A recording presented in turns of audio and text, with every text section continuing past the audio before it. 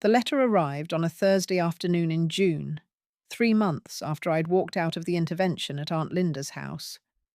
It was hand-addressed, my name written in careful cursive on a cream-coloured envelope with an actual stamp, not a printed label, an actual stamp. Someone had taken time with this. I didn't recognise the return address immediately, but when I opened it and saw the signature, my stomach flipped. Jessica. My cousin Jessica. Someone I'd grown up with. Someone I'd been close to as children. Someone I hadn't spoken to in over a year. The letter was 2 pages, handwritten, obviously carefully composed. "Dear Helen," it began, "I hope this letter finds you well. I've been thinking about you a lot lately, and I need to be honest with you about something. I don't know what to believe anymore. For the past few years, I've been hearing both sides of this family conflict, or what I thought were both sides, and I've tried to stay neutral. I've tried to be Switzerland, to not take sides, to maintain relationships with everyone. But the intervention changed something for me. I wasn't there. I wasn't invited, actually, which told me something. But I heard about what happened from multiple people, and all their versions were different. Some said you stormed out in a rage. Some said you calmly explained your position and left. Some said you were cruel to Claire. Some said you were completely reasonable.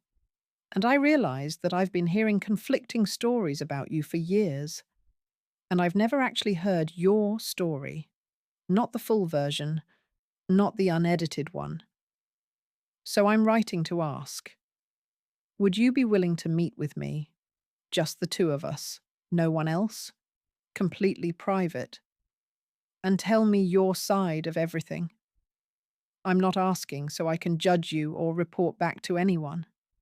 I'm asking because I genuinely want to understand what's been happening, and I've realized that I can't make any informed decisions about my relationships in this family without knowing the full story from all parties. No pressure if you're not comfortable.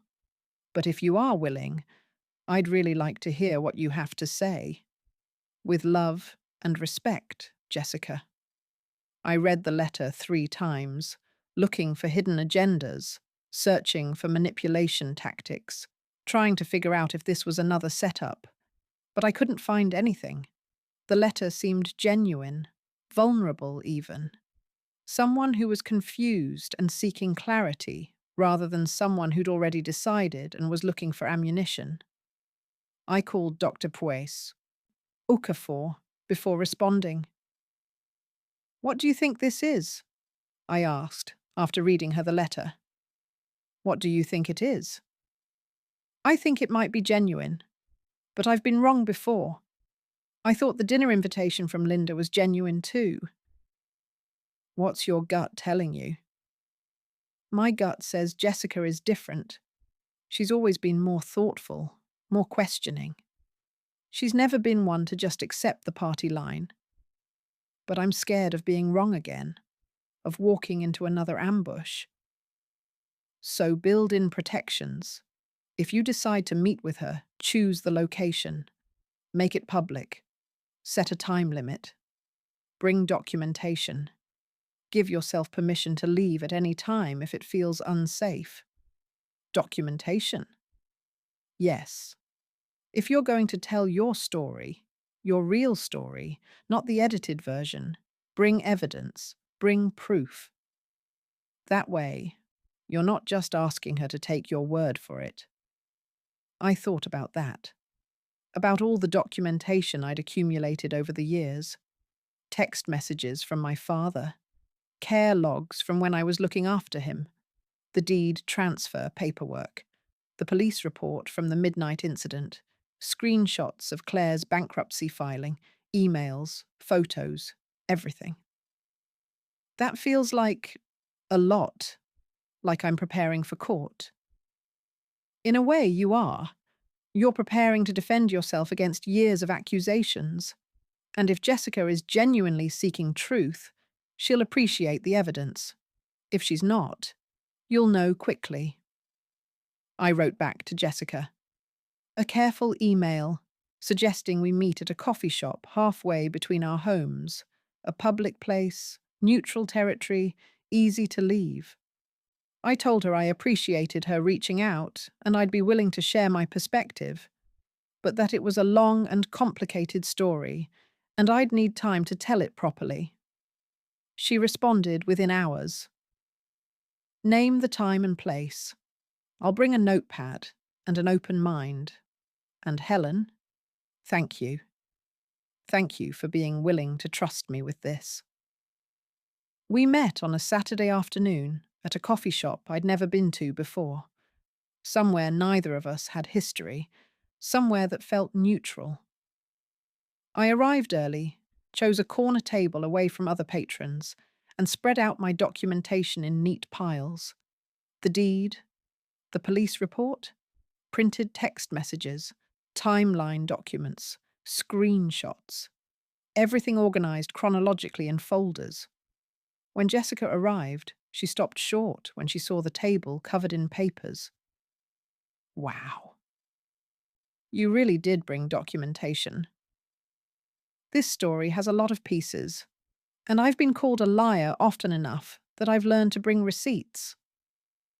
She sat down across from me, and I got my first good look at her in over a year.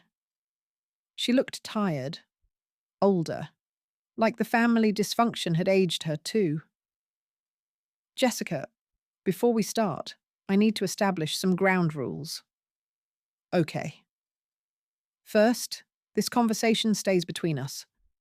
I'm not telling you this so you can report back to Linda or Patricia or anyone else. I'm telling you because you asked, and because I trust you. If you decide you want to share what you learn with others, we'll discuss that separately. But the default is confidential. Agreed. Second, I'm going to tell you some things that are going to sound harsh. Some things that might make you uncomfortable. Some things about Claire, about my mother, about our family that don't match the narrative you've probably heard. I need you to sit with that discomfort instead of defending them or trying to make me soften it. I can do that. Third, if at any point you decide you don't want to hear more, you can say so. And if at any point I decide I need to stop, I will. This is emotionally exhausting for me, and I need to pace myself. Of course. And finally, when I'm done, you get to decide what you believe. You get to draw your own conclusions. I'm not asking you to pick a side or cut anyone off or do anything. I'm just asking you to listen to the full story before you decide. That's all I want, Helen. The full story. From you.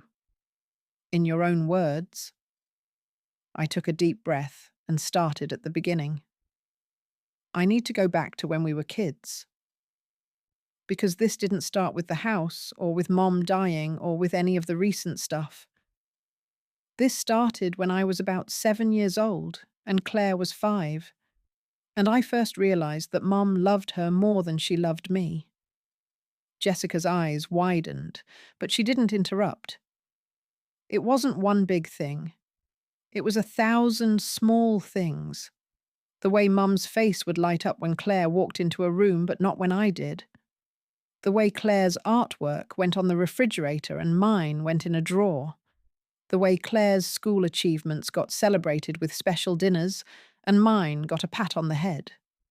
The way Claire got new clothes and I got hand-me-downs, even though we were only 2 years apart. The way Mum would brag about Claire to relatives and mention me as an afterthought. I pulled out a photo, one I'd found in my mother's things after she died. It was Claire's 5th grade graduation. My mother was beaming, hugging Claire, both of them smiling at the camera. I was in the background, barely visible, face turned away. This is what every family photo looked like. Claire in the center with Mom. Me on the edges, trying to be good enough to be seen. I never knew, Jessica said quietly. No one did, because I learned early not to complain about it.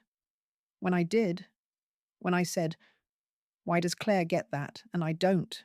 Or, "That's not fair," I was told I was jealous, that I was being petty, that I needed to be happy for my sister. So I stopped saying anything. I just tried harder to be good, to be helpful, to be easy. I thought if I was good enough, Mom would love me the way she loved Claire. Did she? No, because it wasn't about me. It was never about me.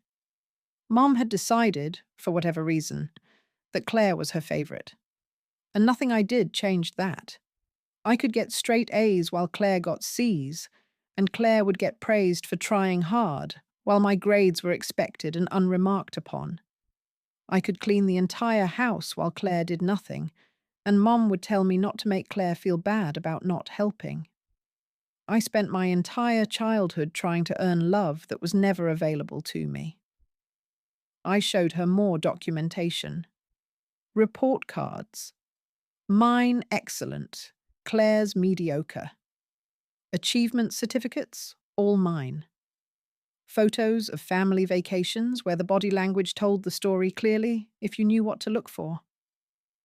Our father saw it, I continued. Dad noticed the favoritism, and I think he felt guilty about it. So he was warmer to me, more attentive to me. But he never stopped Mom from favoring Claire. He just tried to balance it out by being my person. And that worked, mostly, until he got sick. I pulled out the timeline I'd created of Dad's final year. Dad was diagnosed with stage 4 lung cancer in March 2022. He had about a year, the doctors said. Maybe less. I immediately rearranged my work schedule to help care for him. I took him to doctor's appointments. I stayed with him when he was scared at night. I researched treatments and clinical trials. I cooked meals he could tolerate. I was there. And Claire. Claire visited 3 times during the entire year. 3 times. Once in April, once in July, once in October. Each visit lasted less than 4 hours. She always had an excuse. Work was busy, the kids had activities, Robert needed her at home. And Mom made excuses for her. Claire has so much on her plate. Claire's overwhelmed. Claire shows love differently. I showed Jessica the text messages, dozens of them. Dad texting me. "Thank you for being here today. You made a hard day easier." Claire called, said she can't visit this weekend. I understand. She's busy, but I'm glad you're here. Your sister sent flowers. That was nice. But I wish she'd come see me. There's not much time left. Jessica's eyes filled with tears as she read them. In November, Dad asked me to drive him to his lawyer's office. He said he needed to update some documents. When we got there, he told the lawyer he wanted to transfer the deed of his house to me. Immediately. Before he died, I showed her the deed transfer paperwork. The date, November 18th, 2022. Dad's signature notarized. The lawyer's notes documenting that Dad was of sound mind and clear intent. The lawyer asked him why. Dad said, "Because Helen is the one who's been here. Helen is the one who's sacrificed for me. Helen is the one who's shown up. And I want to make sure she's taken care of. I want her to have this house. The house she's already started renovating with her own money. The house where she's spent every evening caring for me. The house that should go to the child who actually acted like my child." Did you know he was going to do this? Not until we walked into that lawyer's office. I tried to talk him out of it. I said it would cause problems with Claire and Mom. He said, "Good. Maybe it should cause problems. Maybe Claire needs to face some consequences for her choices." He said he'd enabled the favoritism for too long, that he'd watched Mom worship Claire while taking me for granted, and he'd done nothing to stop it. This was him finally taking a stand. But you took the house. Yes, because Dad was dying and it was his decision to make. Because I'd spent 6 months caring for him while Claire sent the occasional text. Because I'd already put $20,000 of my own money into renovating it. And because I was exhausted from spending my entire life coming in second place. So yes, I took the house. And I'd do it again. Jessica nodded slowly, processing. Dad died 3 weeks later. December 9th, 2022. I was holding his hand. Claire was at a work holiday party. I showed her the text exchange. Claire texting me at 8:47 p.m. How's Dad? Me. Not good. You should come. Claire. I'm at a work thing. Can't leave early. We'll try to come tomorrow. Dad dying at 10:23 p.m. Me texting Claire at 10:31. He's gone? Claire. What? When? Why didn't you call me? Me. I texted you 2 hours ago. You said you couldn't leave your party. Oh my God, Jessica whispered. The funeral was 3 days later. Claire gave a beautiful eulogy about what a wonderful father he was and how much she loved him. Everyone cried. No one mentioned that she'd visited 3 times in his final year. Did anyone know about the house at that point? Not yet. Dad's will was read the week after the funeral. The house was already in my name, so it wasn't part of the estate, but the will referenced it. Dad had written a letter to be read aloud, basically explaining his decision. He said he'd transferred the house to me because I'd been the daughter who showed up. He said he hoped Claire would use this as an opportunity to reflect on her priorities and her choices. He said he loved both his daughters, but that love also meant accountability. How did Claire react? She lost it. Complete meltdown. Screaming, crying, accusing me of manipulating Dad, accusing the lawyer of allowing elder abuse. Mom sat there silent, and then when Claire finally stopped screaming, Mom looked at me and said, "Your sister deserves that house more than you do." I showed Jessica the timeline of the next 6 months. The angry calls and texts from Claire, the accusations, Mom siding completely with Claire, the family taking sides.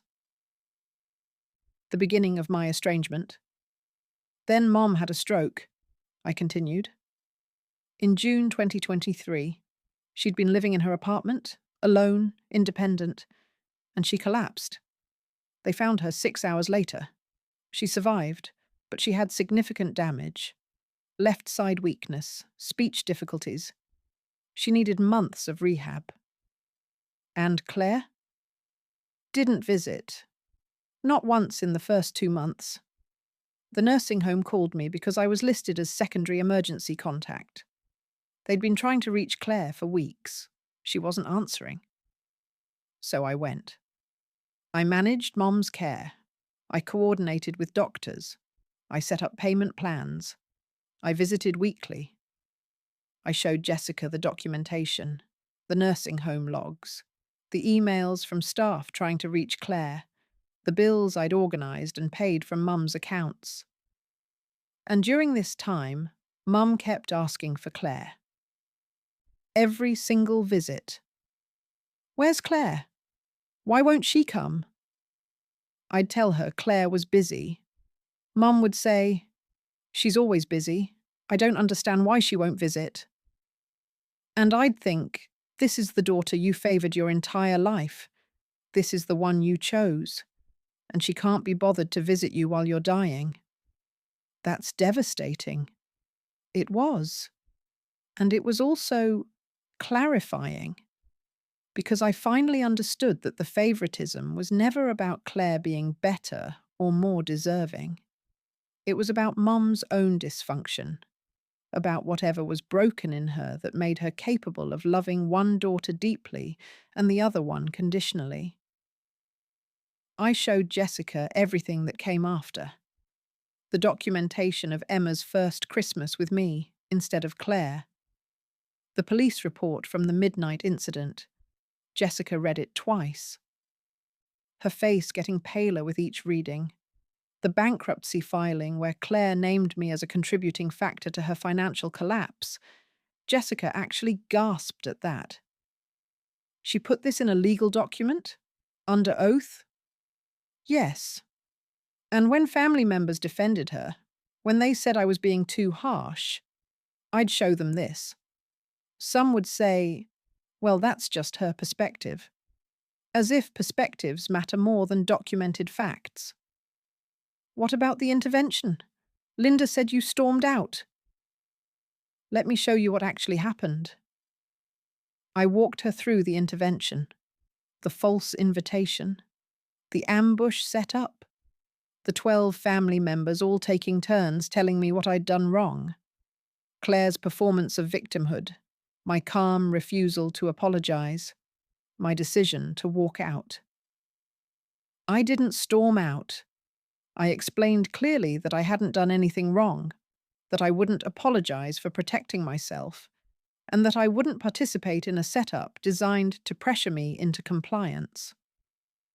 Then I stood up and left. Some people followed me to the door, begging me to stay. I got angry texts and calls for days afterward. But Jessica, I'd been in that room for 90 minutes, listening to 12 people tell me I was destroying the family by refusing to accept abuse. What was I supposed to do? Stay and apologize for things I didn't do? Jessica was quiet for a long time after I finished. She looked at all the documentation spread across the table. The timeline, the texts, the police report, the bankruptcy filing, the photos, everything. Finally, she spoke. Helen, I need to say something, and I need you to hear it. I believe you. I believe every word you've said. And I'm horrified that I didn't see this sooner. I'm horrified that I've been enabling this by staying neutral and trying to maintain relationships with everyone equally when the situations aren't equal. You've been telling the truth, and Claire's been lying, and I've been treating both versions as if they're equally valid. I'm so sorry. I felt something break open in my chest. Someone believed me.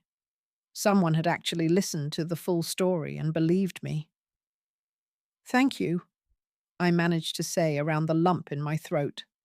What can I do? How can I help? I don't know that there's anything to do. The family is split. Some people will always believe Claire. Some people will never believe me no matter what evidence I show them. And I've made peace with that. But there are people in the middle. People like me who've been confused and conflicted. People who want to understand but haven't known how to get the full story. Would you be willing to tell this story again? To a small group? Just the ones who've been asking questions? Another intervention?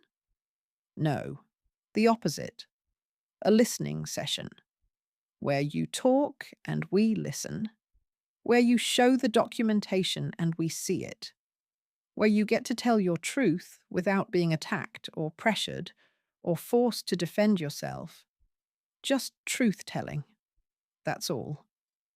I thought about it for a long time. The idea of going through this again, of being vulnerable again, of risking being attacked again.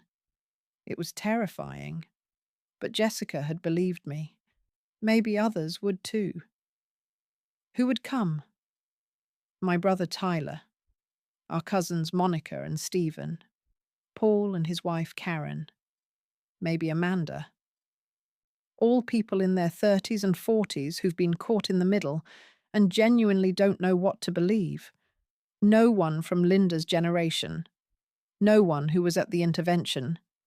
Just the younger generation who want to understand. And if I do this and they don't believe me, if they use it against me, then you'll know, and you can walk away. But Helen, I don't think that's going to happen. I think when they see what I've seen today, they're going to have the same response I did.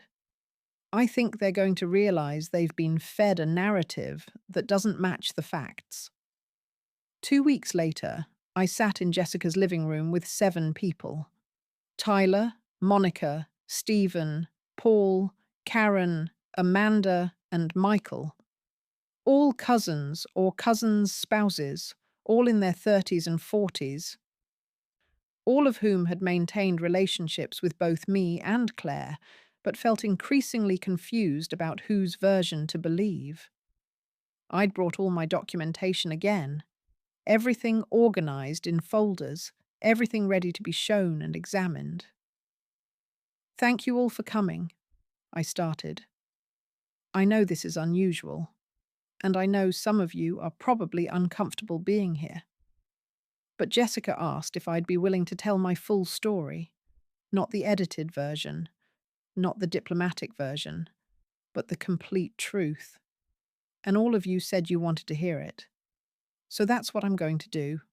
I'm going to tell you everything, from the beginning, with documentation for all of it. And then you can decide for yourselves what you believe." For 3.5 hours, I told them the same story I'd told Jessica. But this time, I went even deeper. I talked about the emotional impact of being the scapegoat, the years of therapy I'd needed to undo the damage, the ways I'd internalized the message that I wasn't good enough, the relationship patterns it had created, always trying to earn love, always accepting less than I deserved, always putting others first, because I'd been taught that my needs didn't matter. I showed them everything, passed around the documents, let them read the texts, the police report, the bankruptcy filing, answered every question they had. Tyler asked, "Why didn't you ever say anything? Why did you let us all think you and Claire just had normal sister conflicts?" "Because I was protecting the family image. Because I'd been taught that you don't air dirty laundry. Because every time I tried to tell someone what was really happening, I was accused of being jealous or dramatic or vindictive. So I stopped trying. I just stayed quiet and tried to be good enough that maybe Mom would finally love me." Monica asked, "Why did you take the house if you knew it would cause so much conflict?" "Because my father wanted me to have it. Because I'd earned it through 6 months of daily caregiving while Claire sent occasional texts. Because I'd already put $20,000 into renovating it. And because I was tired of coming in second place. For once in my life, I was being chosen first. And I couldn't turn that down." Stephen asked, "What do you want from us? What's the point of telling us all this?"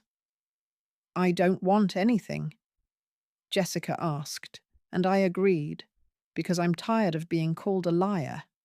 I'm tired of Claire's version being believed while mine is dismissed. I'm tired of being told I'm destroying the family when all I've done is protect myself. So I'm telling you the truth, the documented, provable truth, and you get to decide what you do with that information. I'm not asking you to cut off Claire. I'm not asking you to take sides. I'm just asking you to stop assuming I'm the problem when you have no idea what I've actually lived through." Paul asked, "Does Claire know you're doing this?" "No. And I don't care if she finds out. I'm done protecting her reputation at the expense of my truth." When I finished, the room was silent. Several people were crying. Michael was staring at the police report like he couldn't believe what he was reading.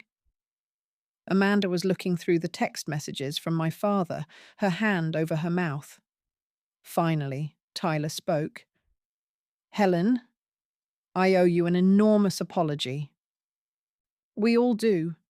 We've been treating this like a situation where both sides are equally at fault, where the truth is somewhere in the middle. But it's not. Claire has been lying, consistently, about major things. and the rest of us have been enabling it by refusing to look at the evidence. I knew some of this, Monica said quietly. I knew Aunt Margaret favoured Claire. I saw it growing up, but I didn't realise how bad it was, and I didn't connect it to everything that came after. I thought you holding on to the house was you finally getting revenge for the childhood favouritism. I didn't understand that you'd actually earned it through your actions, and that Dad gave it to you as acknowledgement. I didn't know about the midnight incident, Stephen said. I'd heard Claire went to Helen's house and there was an argument and the police were called. I didn't know she was drunk. I didn't know she pounded on your door for 45 minutes. I didn't know any of the actual details. And when you called the police, I thought you were being dramatic, but you weren't. You were protecting yourself. The bankruptcy filing, Paul said, shaking his head. She blamed you under oath. That's not a misunderstanding or a different perspective. That's a lie in a legal document. How did Linda and Patricia justify that? They said it was Claire's perception, that from her perspective, losing the expected inheritance had contributed to her financial problems. They said I should be more understanding of her emotional truth. But that's not how bankruptcy works, Karen said. You don't get to list people as causes of your debt based on feelings. You list actual creditors and actual circumstances. This is fraud adjacent at minimum. The conversation went on for another hour. They asked more questions. I answered them. They looked through the documentation again. They talked among themselves about what they'd been told versus what had actually happened. They compared notes on Claire's stories and found contradictions they'd never noticed before. At the end, Michael said something that shifted the dynamic completely. I need to tell you all something. After the intervention at Linda's house, Linda called me. She asked me to reach out to you, Helen, and try to convince you to apologize to Claire. She said the family was counting on me to bring you back into the fold. I told her I needed to think about it. She said there was nothing to think about. You were clearly in the wrong, and someone needed to make you see that. I said I wasn't comfortable pressuring you without knowing the full story. She told me the full story was simple. You'd stolen Claire's inheritance and turned her children against her. I said I'd heard there was more to it than that. She said anyone who believed your version was being manipulated by you. So you didn't reach out, I said. No, because Linda's response made me suspicious. If the situation was as clear-cut as she claimed, why was she so insistent that no one hear your side? Why was she so threatened by the idea of people asking you questions? So I didn't reach out. But I also didn't defend you. I just stayed silent. And I'm sorry for that. I did the same thing, Amanda admitted. Aunt Patricia called me after the intervention. She said you'd shown your true colours, and that anyone who maintained a relationship with you was betraying the family. I said I loved you, and I wasn't going to cut you off based on one side of a story. She said there was only one side, the truth, and that you were a liar. The vehemence scared me, like she was trying to preemptively shut down any possibility of people listening to you. So I distanced myself from the whole situation. Didn't reach out to you, didn't reach out to Claire, just tried to pretend none of it was happening. That was cowardly of me. Jessica had been quiet through most of this, but now she spoke up. I think what we're all realizing is that we've been manipulated. Linda and Patricia and the others from their generation. They've been controlling the narrative, telling us what happened, telling us what to think, telling us who to believe, and shutting down any questions or alternative perspectives. That's not normal family conflict resolution. That's propaganda. So what do we do? Tyler asked. We stop enabling, Stephen said firmly. We stop pretending this is a both sides situation. We stop treating Claire's lies and Helen's truth as equally valid. We stop pressuring Helen to reconcile with someone who's repeatedly harmed her. And we tell the others, Monica added, the ones who weren't here today but who've been asking questions. We tell them what we learned. We show them the documentation. We make sure the truth is available to anyone who wants it. That's going to cause a massive rift, Paul warned. The rift already exists, Jessica said. We've just been pretending it doesn't. Helen has been estranged from half the family for 3 years. All we're doing is making the reasons for that estrangement visible instead of hidden. Over the next 2 months, those 7 people had individual conversations with other family members. They shared what they'd learned, carefully, with permission, always emphasizing that anyone who wanted to hear the full story from me directly could reach out. Some people did. Some people doubled down on defending Claire. Some people cut ties with anyone who believed me. The family divided, cleanly and clearly, into 3 camps. Camp 1, Team Claire. This included Linda, Patricia, David, and about half of their generation, plus a few younger people who were close to Claire, or who'd decided to believe her version without examining the evidence. They maintained that I was lying, that the documentation was manipulated, that I'd poisoned everyone against Claire, and that I was destroying the family. Camp 2, Team Helen. This included Jessica, Tyler, Monica, Stephen, Paul, Karen, Amanda, Michael, Rachel, and several others who'd heard the full story with documentation and believed it. They maintained boundaries with Claire, refused to pressure me to reconcile, and actively challenged the false narrative when they heard it being spread. Camp 3, Switzerland. This included people who didn't want to choose sides, who maintained relationships with everyone, who tried to stay neutral. They got pressure from both camps. Camp 1 demanding they cut me off. Camp 2 asking them to at least acknowledge the documented truth. Emma, Madison, and Ashley watched all of this unfold with something close to vindication. Do you know how many years we tried to tell extended family what Mom was really like? Madison said to me one evening. How many times we tried to explain that she wasn't just going through a hard time, but was actually dysfunctional? No one believed us. They thought we were being dramatic teenagers and then dramatic 20-somethings. But now they're seeing it. Now they're understanding what we've been trying to tell them. Your mother called me, Emma said. First time in 9 months. She wanted to know what I'd told people about her. She wanted to know if I was spreading lies. I told her I hadn't told anyone anything, that you had told the truth, and people believed it, because you had proof. She said you'd manipulated the evidence. I said you can't manipulate a police report or a bankruptcy filing or dated text messages. She hung up on me. She's escalating, Ashley said worriedly. She posted on Facebook that the family is being destroyed by one person's campaign of lies and manipulation. She didn't name you, but everyone knows who she means. She's losing control of the narrative and she's panicking.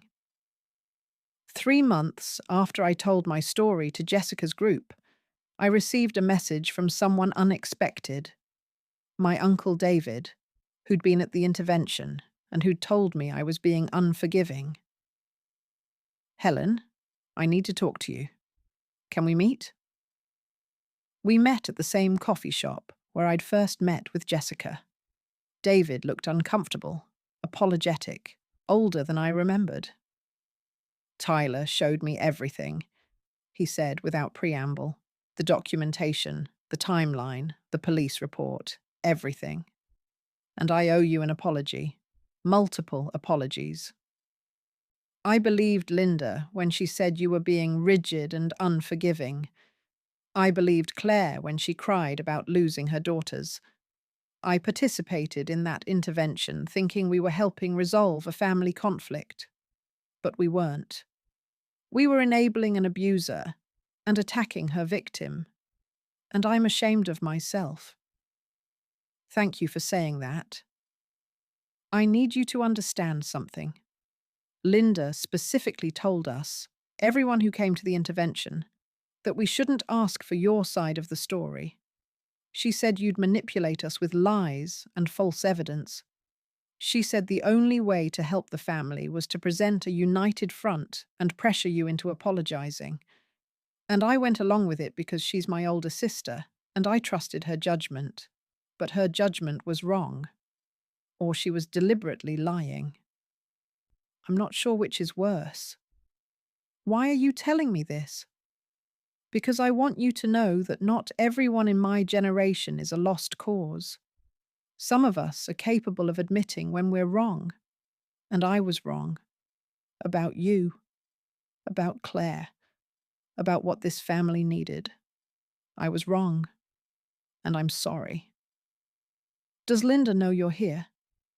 Yes, I told her I was going to reach out to you. She told me I was betraying the family. I told her the family had betrayed you, and I was trying to make amends. She's not speaking to me now. Neither is Patricia. They've decided that anyone who believes you is the enemy. I'm sorry you're losing relationships over this. Don't be. I'm losing relationships that were based on enabling dysfunction. That's not a loss. That's a clearing out. By the 6-month mark after I'd first told my story to Jessica, the family looked completely different. Holidays were split. Team Claire celebrated together, Team Helen celebrated together, and Switzerland people scrambled to attend multiple gatherings or avoided them entirely. Group chats had divided into separate chats. The family tree had essentially split down the middle. Some people mourned this. They talked about how sad it was that the family had fallen apart. How tragic that we couldn't all just get along. How unnecessary all the drama was. But the people who'd heard the full story knew better. The family hadn't fallen apart. The pretense had fallen apart. The facade had cracked. The dysfunction that had always been there was finally visible instead of hidden. This is what healing looks like, Dr. Okafor told me during one of our sessions. Not everyone coming together in happy unity, but truth being told, boundaries being established, enablement being named and refused. Some relationships ending because they were built on lies. New relationships forming based on honesty. This is messy and painful, but it's real. It's authentic. It's what was needed. 1 year after I told my story, Jessica organized a gathering for everyone in Team Helen, about 15 people at this point, spanning 3 generations. We met at a park for a potluck picnic. I want to propose something, Jessica said after we'd eaten. I think we should stop calling this Team Helen versus Team Claire. This isn't about choosing sides between 2 equally flawed people. This is about choosing reality over lies, choosing accountability over enablement, choosing health over dysfunction. Can we call ourselves something else? Like what? Tyler asked. Team Truth, Emma suggested, because that's what this is really about. We're the people who insisted on knowing the truth even when it was uncomfortable. Team Boundaries, Madison offered, because we're the people who respect Helen's boundaries instead of pressuring her to drop them. Team Next Generation, Ashley said, because we're the ones who refuse to pass on the dysfunction, who are choosing to break the cycle. We ended up not choosing a name. But we did make a commitment to each other to continue telling the truth, to continue supporting each other's boundaries, to continue refusing to enable dysfunction, even when it cost us relationships with people we loved. Because that's what telling my full story had taught me, that truth-telling has a cost, that breaking silence threatens systems built on secrets, that refusing to protect abusers makes enablers uncomfortable, that being honest about family dysfunction divides families into those who can handle reality and those who need the fantasy.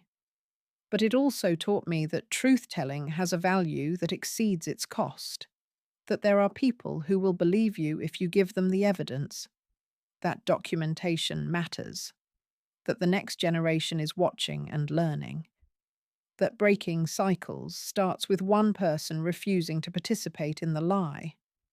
I'd spent 58 years protecting my family's image by staying quiet about the details. 58 years making myself smaller so they could stay comfortable. 58 years accepting blame to preserve the peace. But I'd spent the last year telling the truth, the complete, documented, unedited truth. And it had cost me relationships with people who needed me to stay quiet. But it had given me relationships with people who could handle honesty.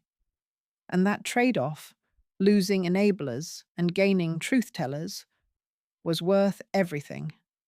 As I sat in that park surrounded by people who believed me, who'd seen the evidence and chosen reality over fantasy, who'd stood with me even when it cost them family relationships, I felt something I hadn't felt in my entire life. Fully seen, fully believed, fully vindicated. Not because I'd won some battle, but because I'd finally told my truth, and the people who mattered had heard it. And that was enough. More than enough. It was everything.